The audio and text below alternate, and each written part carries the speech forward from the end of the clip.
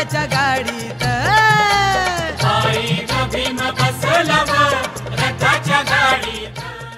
Doctor Babasaheb आंबेडकरांच्या पदस्पर्शानं या बैलगाडीला ऐतिहासिक महत्त्व प्राप्त झालंय. अस्पृश्यांच्या न्याय हक्कासाठी बाबासाहेबांनी घेतलेल्या अनेक परिषदांपैकी उस्मानाबादमध्ये झालेल्या एका परिषदेत याच बैलगाडीतून बाबासाहेबांची मिरवणूक काढण्यात आली होती.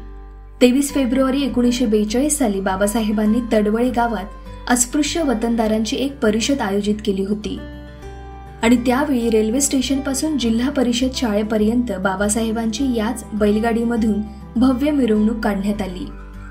तब्बल 76 वर्ष उलटून गेली, परंतु आजही ही बैलगाडी गावकऱ्यांनी जपून ठेवलीये.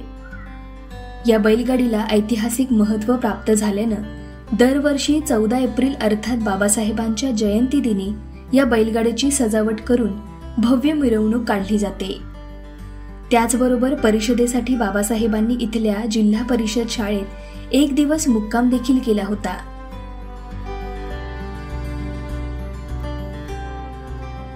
व 23 फेब्रुवारी 1941 रोजी डॉक्टर बाबासाहेब आंबेडकरांनी या कसबे तडवळे गावामध्ये भारतातली पहिली महारमांग वतनदार परिषद आयोजित केलेली होती. आणि या गावी आल्यानंतर बाबासाहेब आंबेडकरांची मिरवणूक या बैलगाडीतून काढण्यात आली होती. 51 बैलजोडी लावून रेल्वे स्टेशनपासून ते भीमनगरपर्यंत त्यांना सवाद्य वाजत गाजत आणण्यात आलेलं होतं. आणि या ठिकाणी जिल्हा परिषद शाळेमध्ये त्यांनी 2 दिवस मुक्काम केला होता. 22चा मुक्काम झाला आणि 23 तारखेला या ठिकाणी मोठी परिषद आयोजित केलेली होती. तिथं त्यांनी मार्गदर्शन केले. या परिषदेला त्या काळामध्ये जवळजवळ 10,000च्या आसपास जनसमुदाय जमलेला होता. तडवळा हे गाव ऐतिहासिक ह्याच्यासाठी निर्माण झाले की तडवळा हे इंग्रज राजवटीतलं शेवटचं गाव होतं आणि तडवळ्यापासून काही किलोमीटर अंतरावरतीच निजाम राजवट चालू होत होती.